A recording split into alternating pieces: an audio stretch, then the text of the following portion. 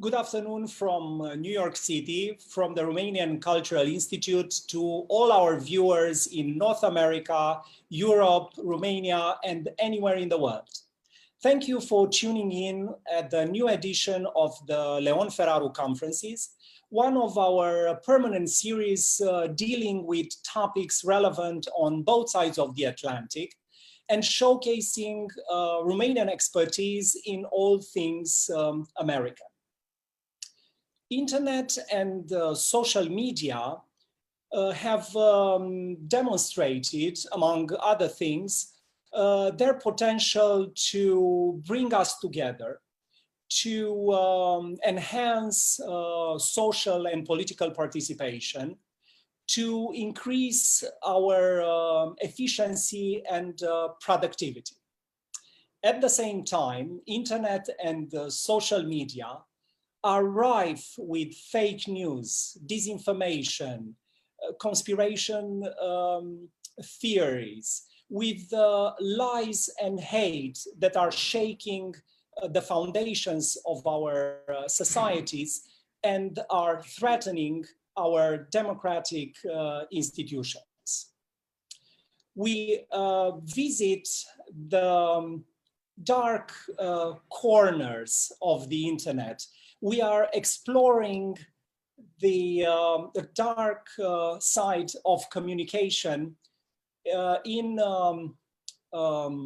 together with Professor Alina Bârgăoanu, the Dean of the Faculty of Communication and Public Relations at the National University of Political Studies and Administration in Bucharest, author of several books and studies on European affairs and communication, and one of the leading experts in Europe, and not only Europe, in fake news and disinformation, as a member of the advisory board of the European Digital Media Observatory. Professor Bârgăoanu, welcome to the program. Thank you very much, first of all, for this very kind introduction. Thank you for the invitation. Hello from Bucharest. I am very excited, of course, and deeply honored by this invitation. I am deeply honored to be part of this prestigious series organized by the Romanian Cultural Institute.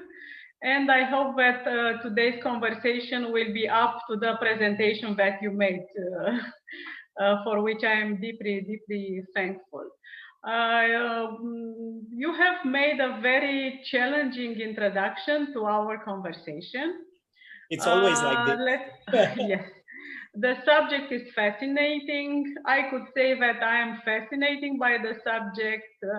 Probably I have studied it systematically for the past 3 years. I mean, for the past 3 years, I could say that I have studied only disinformation, and especially the technological side that enables disinformation. So this will be my main expertise.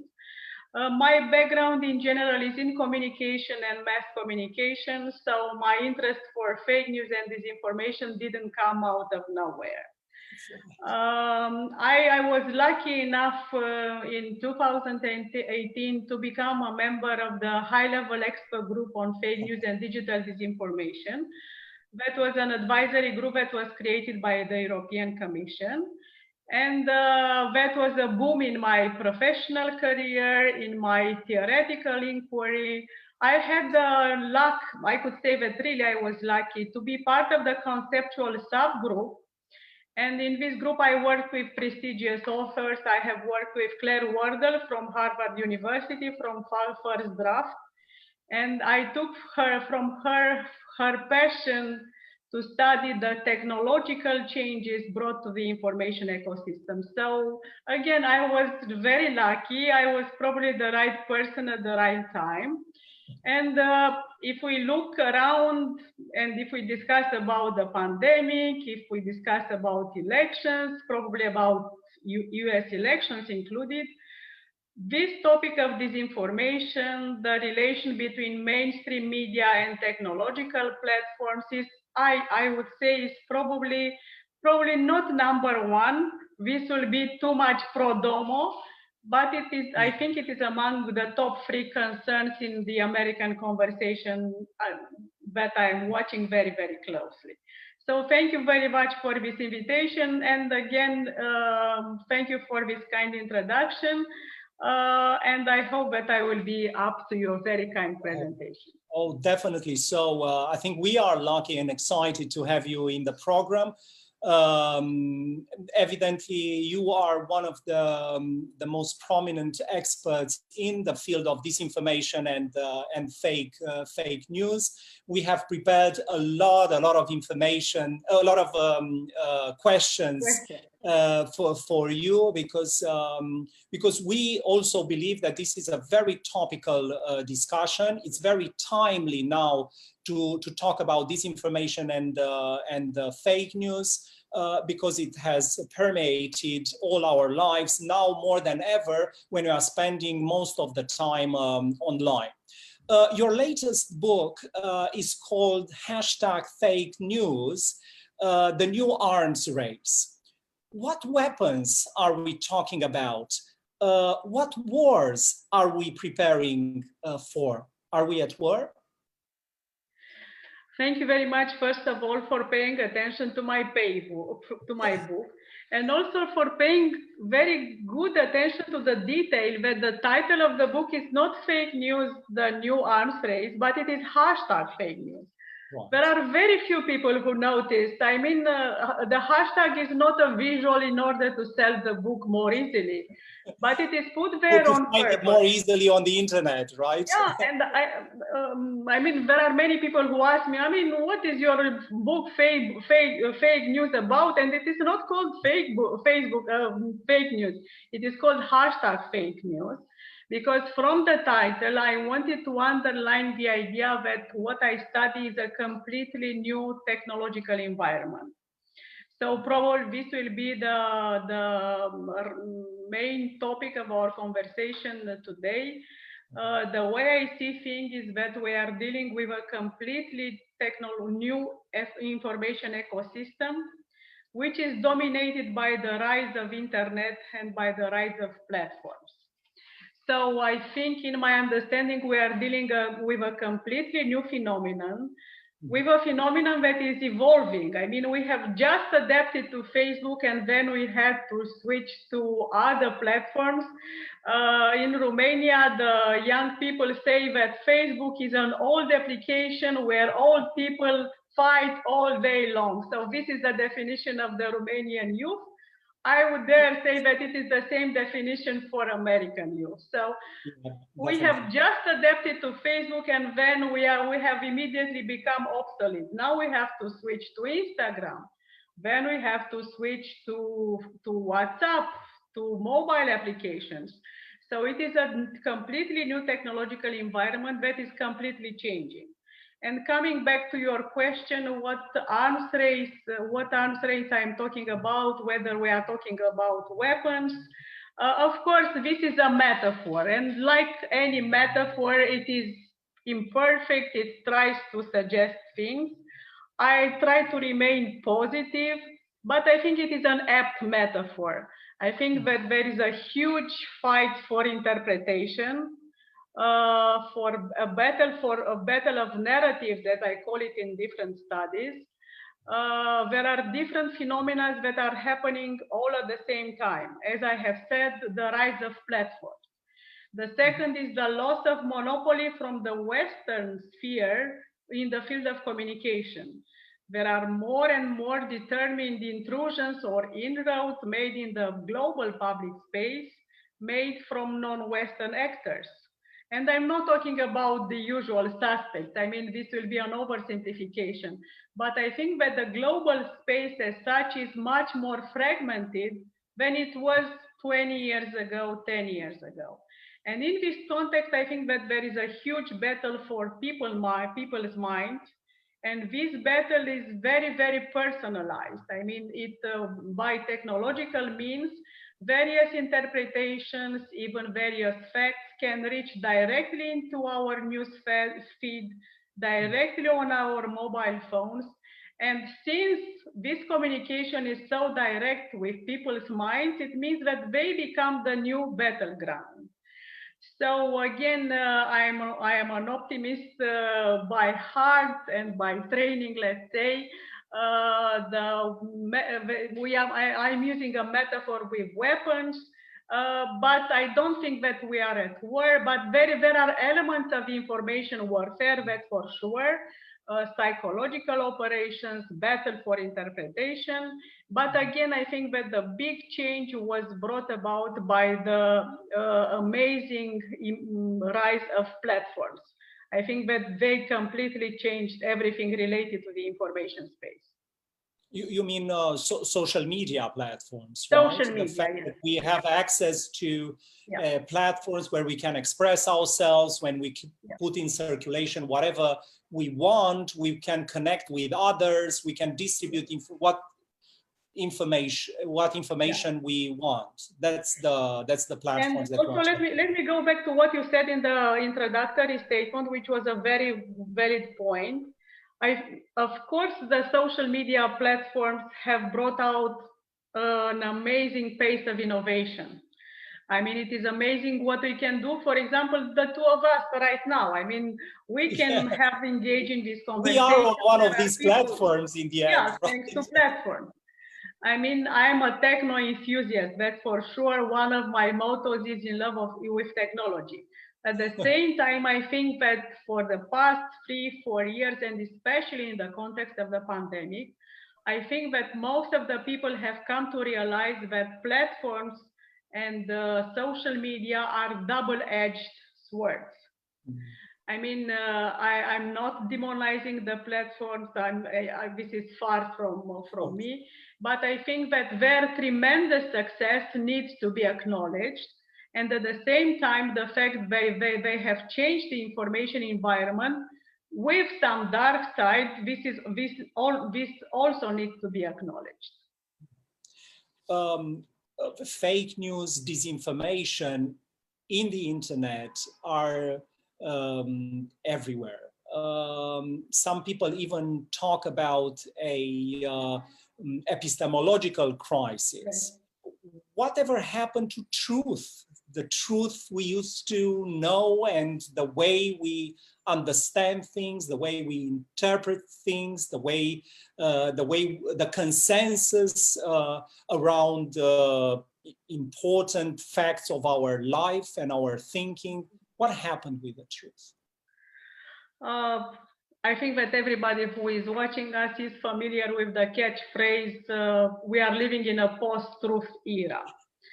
In my analysis, I didn't dare touch the concept of truth because I'm not a philosopher by training. Instead, I use more modest terms such as reality or facts. And from this point of view, I think, I'm not sure whether we are in a post-truth society because, again, the battle for truth characterizes humankind in general. But I think that what is new today is the fact that we are living in a post-fact environment. We are living in a post-written text environment. We consume information by resorting to a lot of visual material and to a lot of broadcasting. So writing is not so much important as it used to be when we were in school, for example. This is a major change. So again, I'm not prepared to talk about the concept of truth, but I am sure that we are living in some sort of a post-fact society. We are living in societies where there is an information overload, for example. Yeah. If we can make information coming towards us from every direction, and maybe we are not able to process it, to understand it, to discern. because now the information that is targeted at us comes from everywhere. I mean, if you open the phone, you get some information. If you open Facebook, you open some information. Open the TV, so the information is pretty much everywhere. But this is almost a silly thing to notice, but our patterns of attention have remained the same. We are not equipped with more attention capabilities, with more sensors in order to deal with this. So I think that one of the structural factors that change the information environment is, and that was brought by technology, by platforms, by social media platforms, is that they created this information overload. Again, while our patterns of attention is very, very limited. And this creates the idea that there are facts for every interpretation, for everything that happens right now. You can find a fact and you can find a completely different fact or a completely different information. I mean, and this is why we have the impression, I'm sure that you have it too, especially since you live in the United States, that there are people simply living in different worlds. That's right. I mean, it is not the idea that we have different interpretations of events. This happens, but at some point, we simply have access to different facts. It is not that our interpretation differ. I mean, there are people who look at a certain amount of facts, and there are people who look at a completely set of facts based on their information menu. So I think that this is a dramatic feature of the Western societies, I would say, that we operate on completely different set of facts. And probably you are familiar with the interview that President Obama gave a few days ago, saying, and now I'm quoting, that in a democracy, it is very difficult to operate on completely different set of facts. Again, it is not that we interpret the same facts in different ways. This is the natural thing to do. This is what should happen in a democracy, to have different interpretations, but we operate on different facts. In Romania too, there are some people who have no idea what is happening in a certain area, and they are very vocal about it, and they cannot conceive that anything else is happening with different people.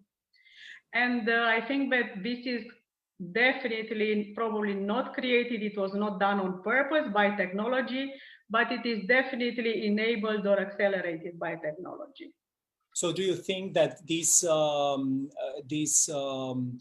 post-factual world would not have existed if internet didn't exist?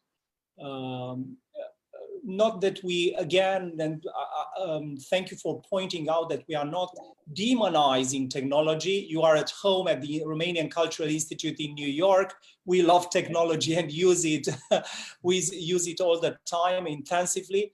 But just to underline the fact, to highlight the fact that that with the rise of internet, with the rise of social media platforms, more so, we have this situation where you can live in your bubble of facts, your filter bubble, and also create. There's no idea whatsoever about other facts. I mean, this is, and again, I'm emphasizing the point that this is definitely an effect of the rise of hyper-personalized content that is targeted thanks to social media.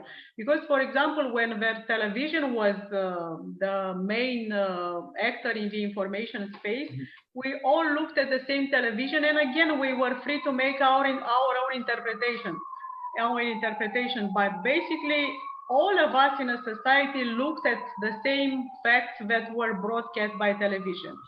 And from this point, television was considered a factor of making societies more homogeneous. But with social media, we look at different facts based on our information menu, based on our network of friends, based on the friends of our friends. So we are extremely limited, and we are targeted with hyper-personalized content. Coming back to your question, again, my theoretical, I wouldn't say my philosophical, but it is close to being a philosophical position. But definitely my theoretical position is that we are dealing with a new phenomenon. I have been asked several times whether, I mean, why do we bother so much about fake news? Because fake news, propaganda have been all around since the emergence of mass media in general. And I completely agree with the idea that mass media, since their creation, since they mediate our relation to reality, they introduce bias, they introduce different interpretations, they make space for propaganda, for bad actors.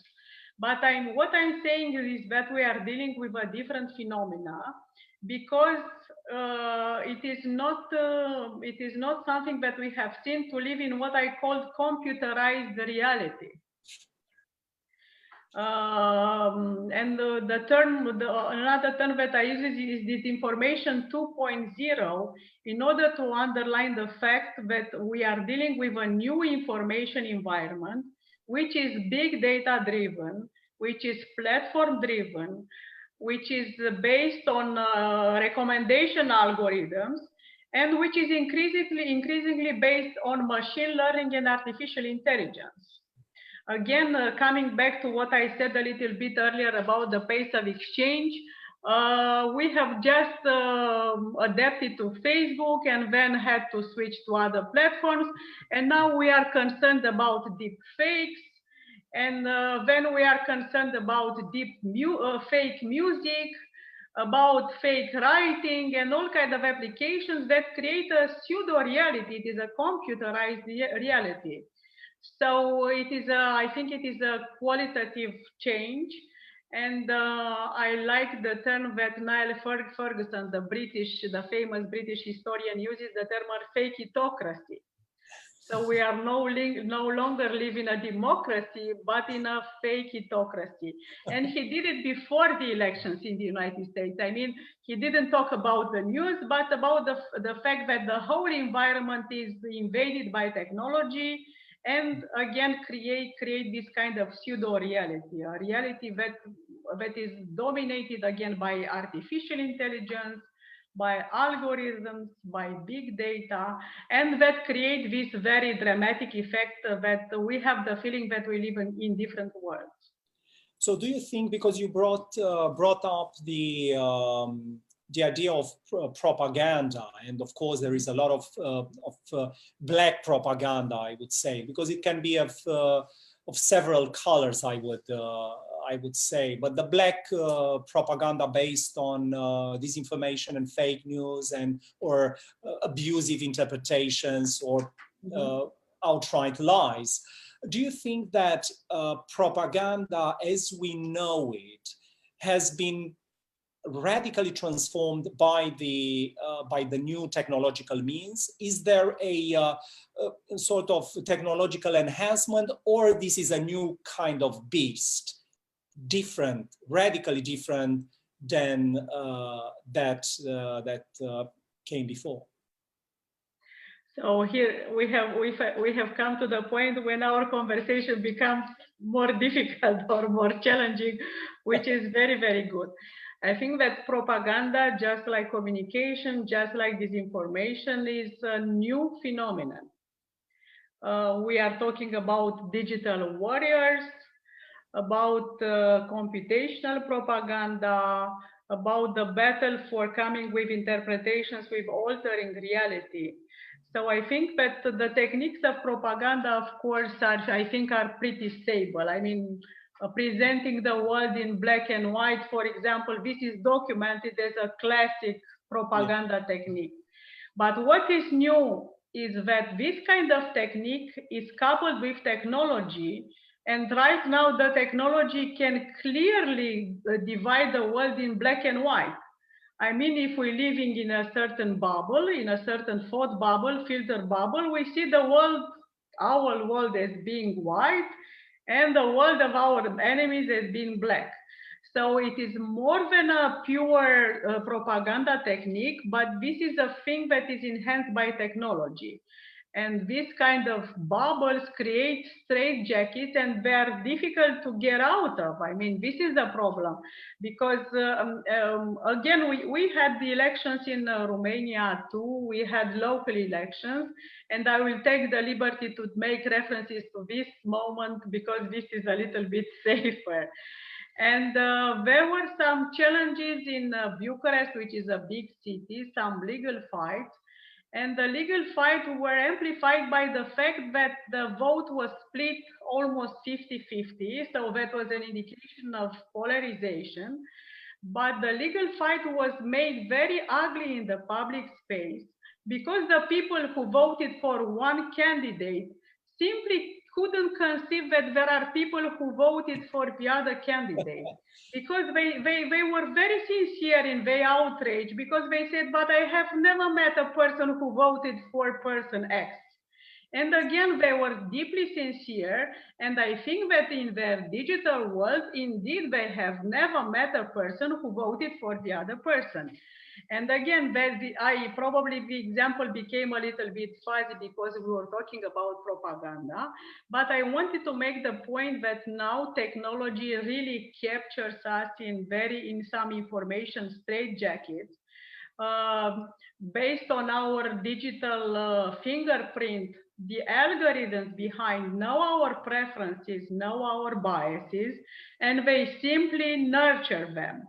And it is not that there is a bad person in Silicon Valley or in other cities that want to harm us. There is this kind of misunderstanding in Romania. There are some very ordinary people who think that somebody watches them. We do not count as persons when we are targeted, which is quite paradoxical, but we count as people in very small boxes with a very specific profile, and we are targeted with hyper-personalized content. And one more point, I tend to talk a lot about this subject because I want to that I am passionate about it. But it doesn't happen only with information, because if we talk about information, probably there is a lot of discussion, freedom of speech, interpretation. But the same mechanism applies to Netflix, for example. So this is a very neutral thing. We can live in the same house, and if we access Netflix from different devices, we end up as husband and wife watching completely different movies. Because after we watch two movies, for example, Netflix already knows our passions, our preferences, and the recommendations that Netflix does is based on these recommendations. And we end up living in the same house, I mean, really physically in the proximity of each other, but we live in completely different worlds based on our preferences. And you can end up having no dialogue whatsoever. So probably this is a safer example because we are not dealing with politics, with political preferences, but I think it is a little bit safer, but it is a little bit at the same time more extreme, because it shows that it doesn't have to do only with information, but with the whole environment, which is dominated by technology, by big data, by algorithms and stuff like that. Look, we have the internet and it's full of information. You can practically find whatever you like. And still, what people are willing to nourish themselves with poor, simplistic, one-sided, manufactured information. Why do you think is that? This is again coming back to my understanding of this information. There are some things that are definitely constant. Our cognitive errors, for example, are constant. I don't think that we are cleverer than people before us. I mean, objectively speaking. So I think that we are doing the same time of cognitive errors as people before. So from this point of view, this is a thing that is constant. Another thing is that we are fascinated by rumors. I think we can safely say that rumor will always travel faster than a more factual piece of information. Again, these cognitive errors, these cognitive biases are amplified right now by technology. I was fascinated by studying in the pandemic that, for example, in terms of topics, there were some topics that were as old as the Middle Ages. I mean, there were some conspiracies that were exactly the same as in the Middle Ages, with the great plagues that did some catastrophes in London, for example. So from this point of view, now I don't want us to become pessimistic about human nature. No, but it's very interesting what you say. But I was completely the same narratives, right? Yeah, I was completely shocked, and probably this is the right term, to see that the same kind of conspiracies circulate under conditions of information overload. I mean, you could have expected in Middle Ages people to believe in what kind of religious magical things, yeah, nature, supernatural and stuff like that, or to blame a certain category, because information traveled very, very slow. I mean, people were simply talking, they didn't have access to newspapers. I mean, even newspapers was something for the elite. So you would have expected that now, since we have pretty much every information available, that these things would be completely different. So I was really shocked and fascinated by the fact that the current pandemic and the corresponding infodemic that it created was created not under conditions of information scarcity, as in other periods of time, but under conditions of information obesity. Because you use the term to nourish. So I think that what the big platforms have brought about is some sort of McDonald's. I mean, I think that we can safely say that we would like to eat a McWrap, and definitely I would like to eat a McChicken in Manhattan. I mean, so I think that the information that exists right now very much resembles the type of McDonald's type of food, which is very tasty. I mean, it gives you the impression that you have eaten well. If it provides for some socializing activities, why not?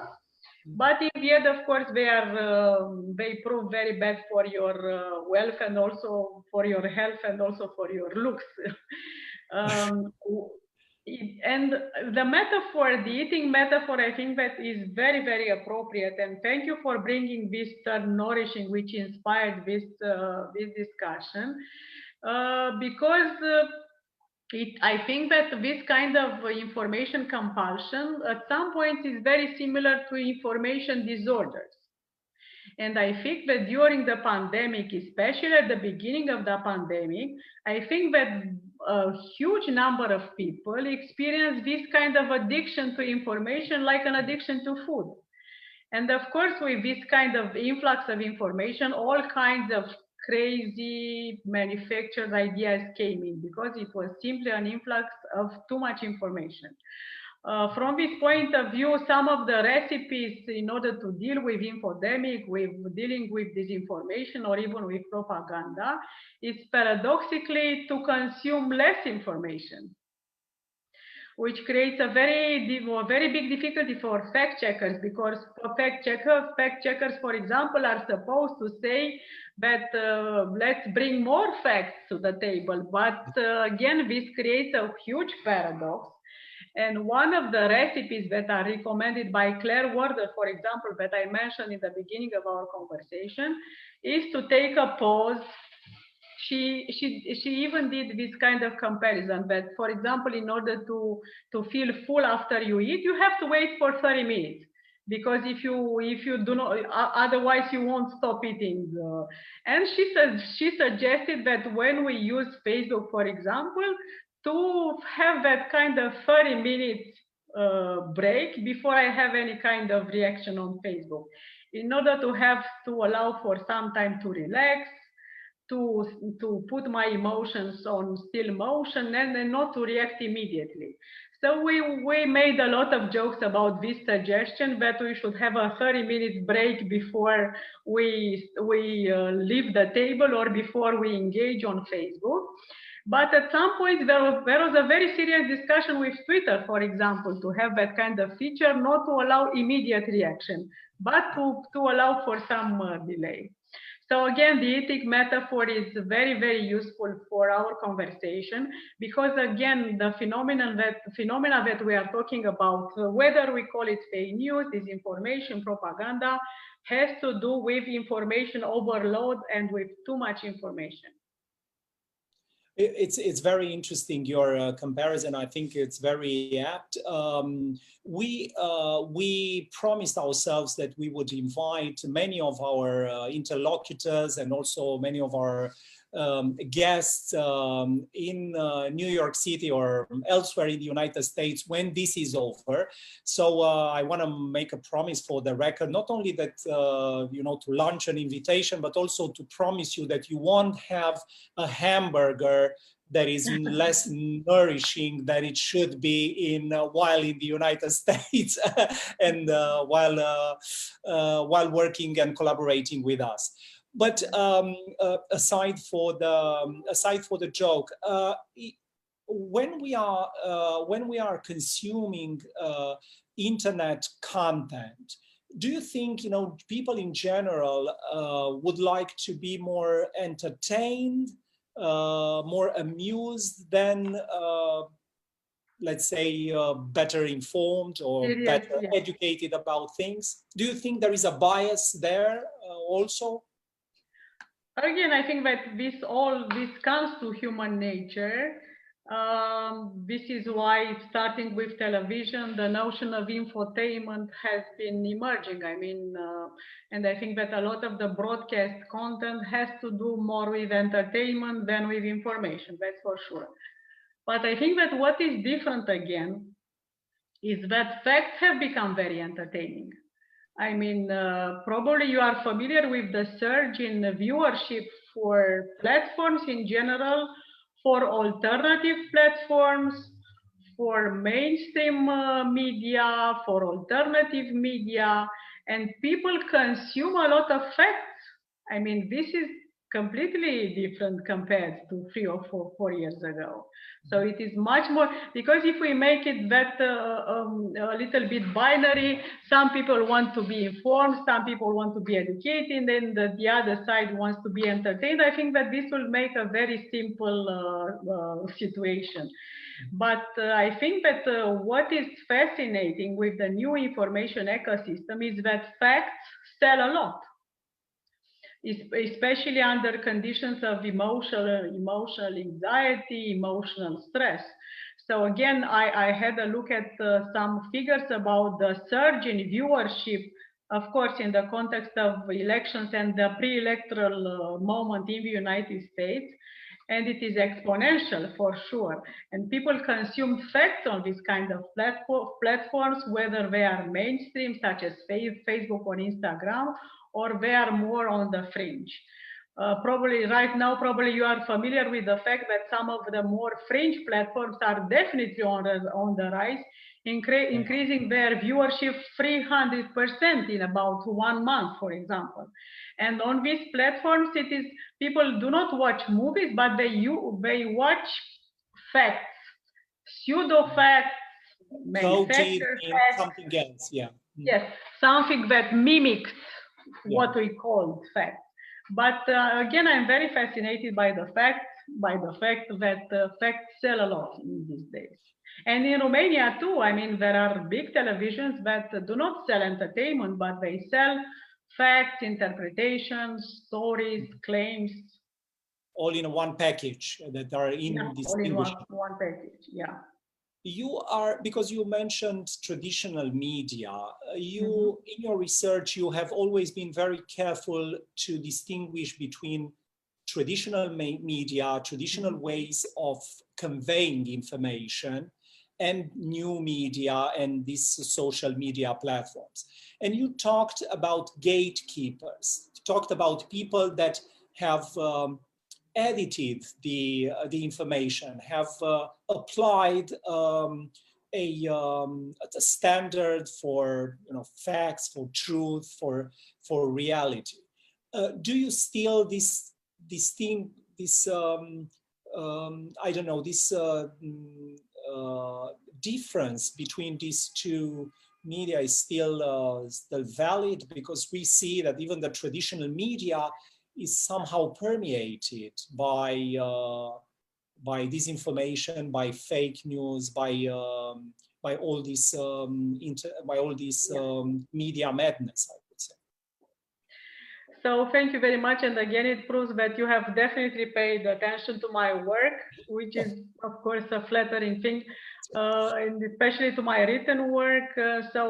Because in my book and in all my analysis, I underline the fact that mainstream media is one of the collateral damage of the explosion of platforms. I mean, there are several institutions that have been severely affected by the emergence of platforms.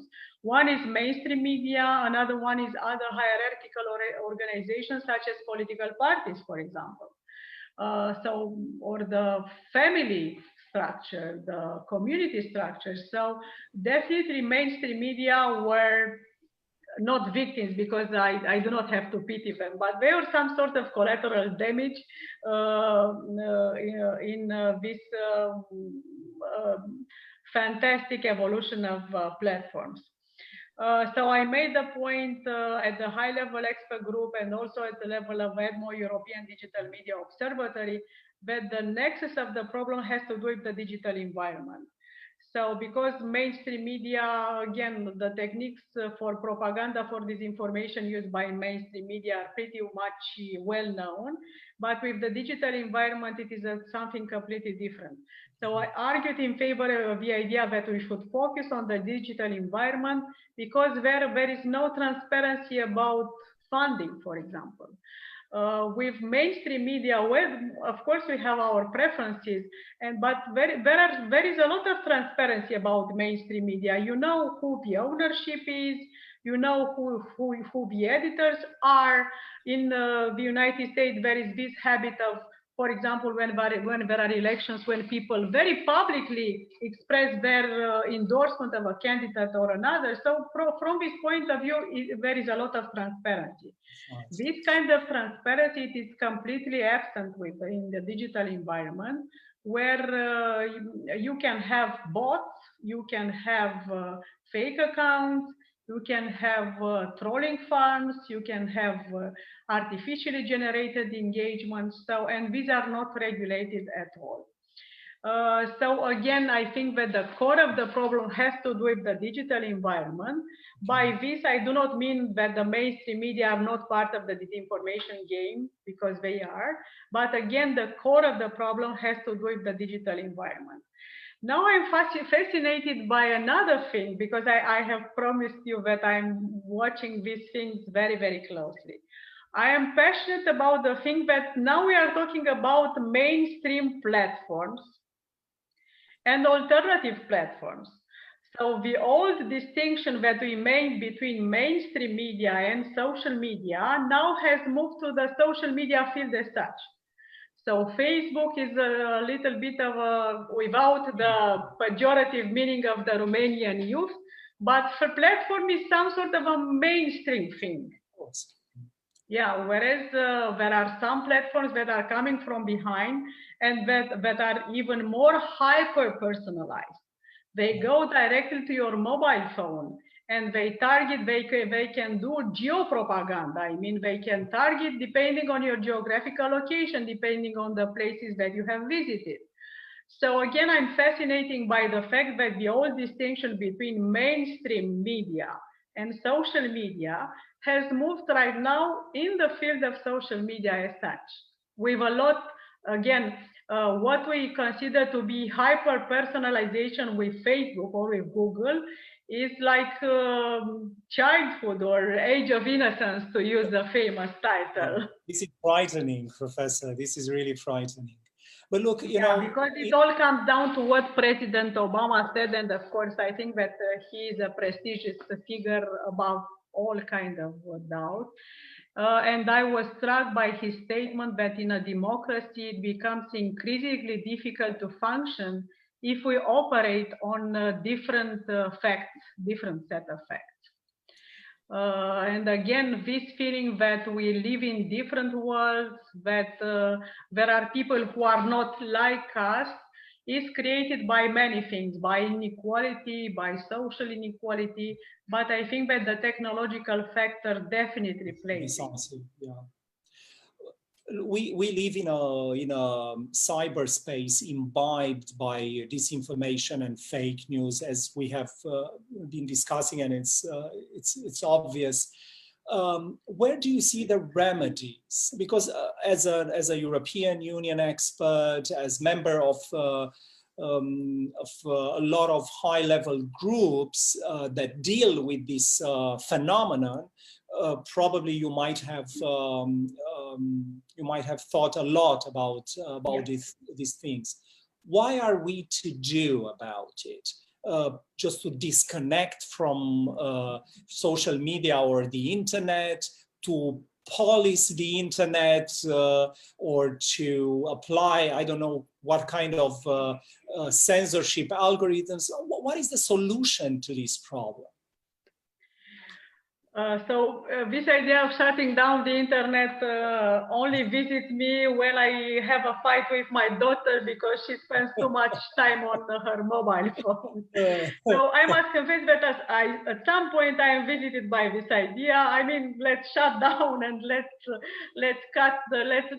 no longer pay the bill for Wi-Fi, and probably this would be a solution. Of course, this is a joke, but it has happened definitely.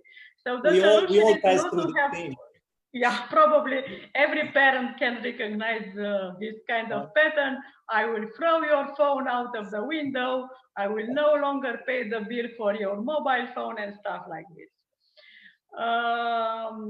This brings us to how we started our conversation, that the digital world is here to stay. I mean, I don't think, fortunately, I mean, it would be deeply unfortunate. It means that we would have to go through a tremendous catastrophe in order to go back to a pre-digital age. And hopefully, and I'm convinced that this won't happen. So the digital environment is here to stay. This is why fake news is here to stay, because if they are structurally connected with the digital transformations, it means that they are part of the ecosystem. I mean, I think it will be utopian to say that we will weed out the bad things from the environment and everything will become cleaner, because in an ecosystem, including the weeds has some input. So I think that the digital world is here to stay. I do not think that going back to a pre-digital period is possible, again, which is a very fortunate thing.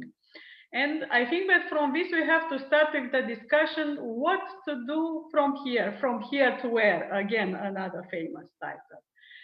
And of course, we operate in a democracy, and the ideas about censorship and shutting down are completely strange or completely unacceptable under this kind of thinking. But I think that there is a growing consensus in the United States and in the European Union that something needs to be changed in how we think about platforms, how we regulate platforms.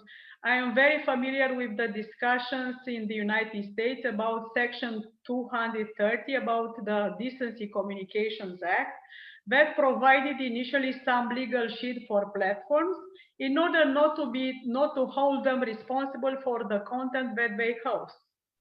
But that was a long time ago. I mean, I don't think that we can afford to be in that startup phase in order to increase innovation. And I think that at some point in the United States, and probably even more likely in the European Union, there will be some regulations about the content that is hosted by digital platforms. In fact, there is a little bit of hypocrisy, because there is a lot of content which is regulated on the platforms. I mean, sexually related content, content related to extremism, right? Yeah, to extremism, to hate speech. But I anticipate that in the European Union, and I think that also in the United States, there will be some very tough conversations, and also with some regulatory measures about how transparency of algorithms, for example, if you militate for, if you ask for the transparency of algorithms, this is not censorship, but it brings a lot of transparency.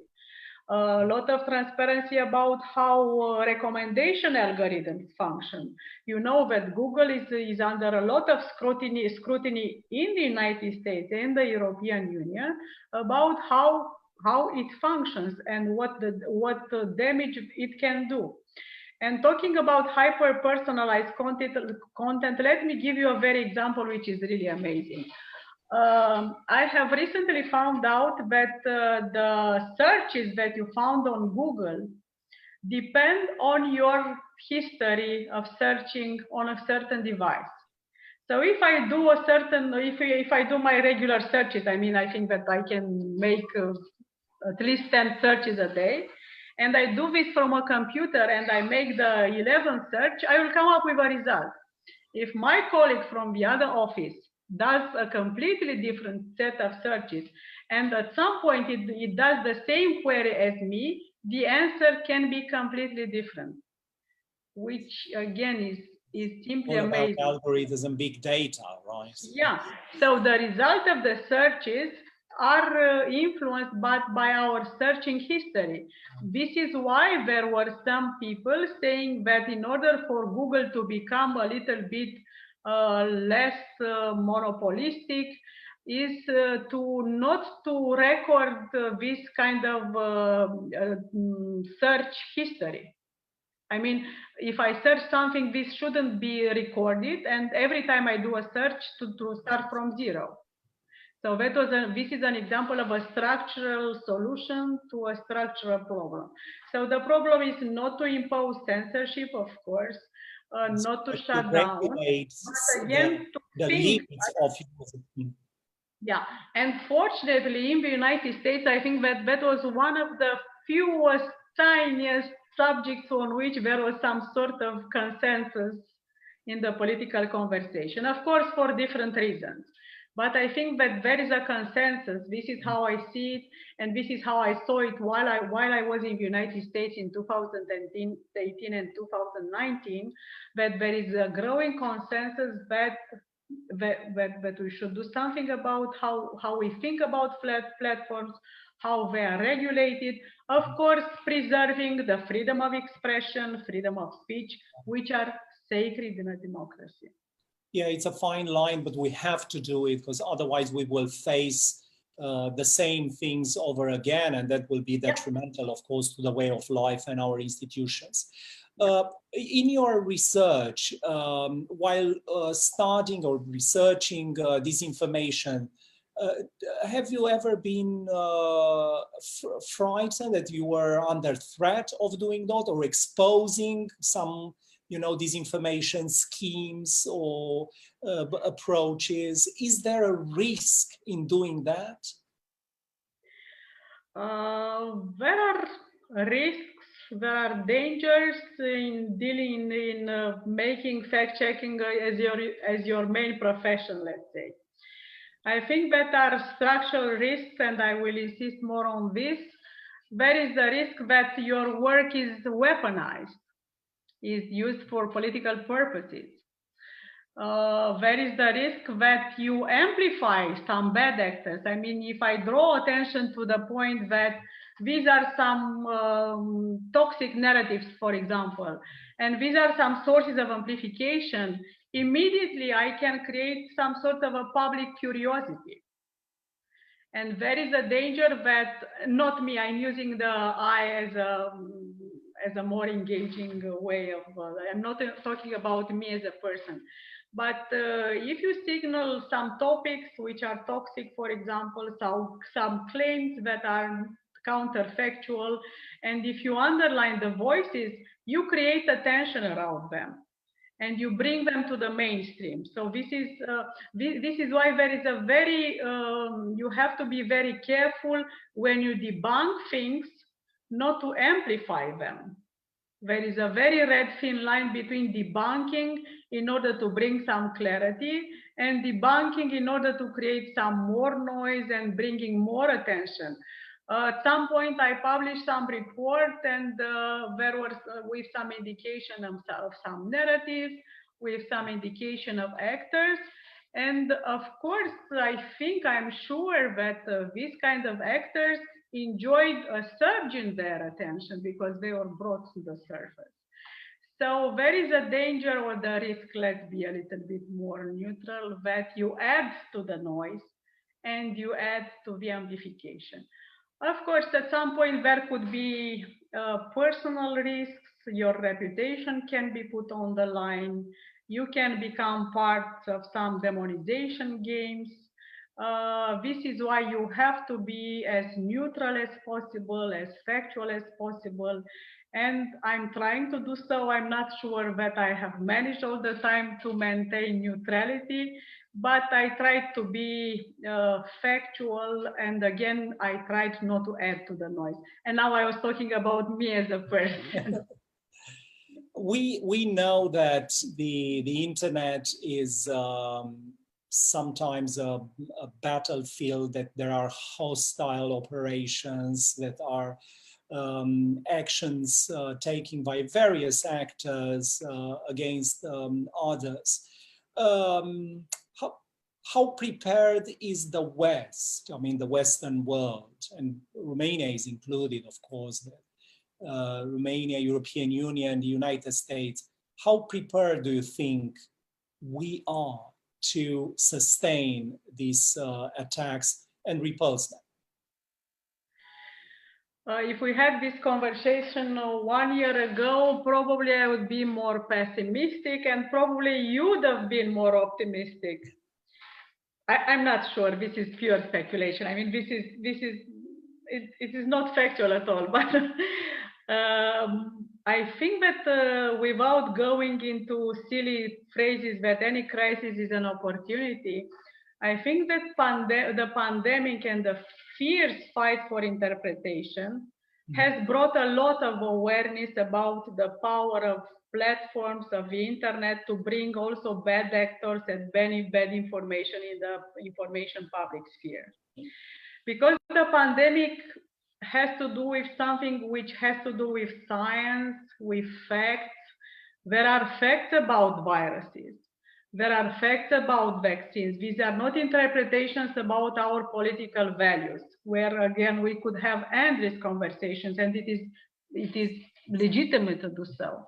Yeah. So fortunately, if we are to find the good effect of the pandemic, is that they brought a lot of awareness and a little bit more clarity about what is factual and what is not factual.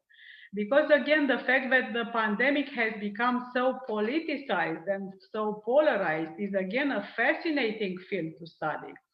Of course, it is bad because it has huge impact on human lives and human tragedies. But from a strictly analytical point of view, this is a fascinating thing to study. And again, I think that it has increased awareness about the fact that our information environment is at some point very, very faulty. Again, about vaccines, there are facts. About viruses, there are facts. And I think that the pandemic allowed us to see more clearly the difference between what is factual and what is post-factual, in order to stick to my own distinction. So I'm a little bit more optimistic that with the pandemic, the Western world, both the European Union and the United States, are more prepared to deal with information attacks, with the intrusion of external hostile actors in the information environment. I think that the platforms are more aware. Because again, I think that without the pandemic, the political game in the United States and elsewhere probably would have been completely different. Mm-hmm. But with the pandemic, again, there was a clear, the distinction between what is a fact and what is not a fact what is a claim, what is an interpretation, I think that has become a little bit clearer. And from this point of view, I'm a little bit more optimistic than 1 year ago, that the Western world is much better prepared in order to deal with these kinds of things. I think it's the right note to end our conversation. 1 hour has passed like, I don't know, like a second. Thank you for this very, very interesting conversation, indeed fascinating conversation. Thank you for your advocacy for facts, for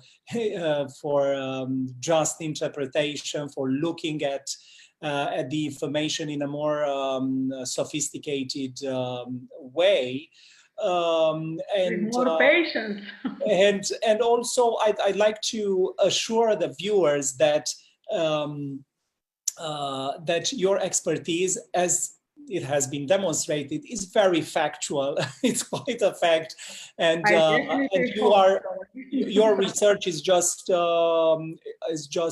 very, very timely and important for understanding what happens with us when we open a laptop or when we look at our phone. It's a world of opportunities, a world of useful instruments, but also a world of disinformation, fake news that can harm us and our way of living in our democratic institution.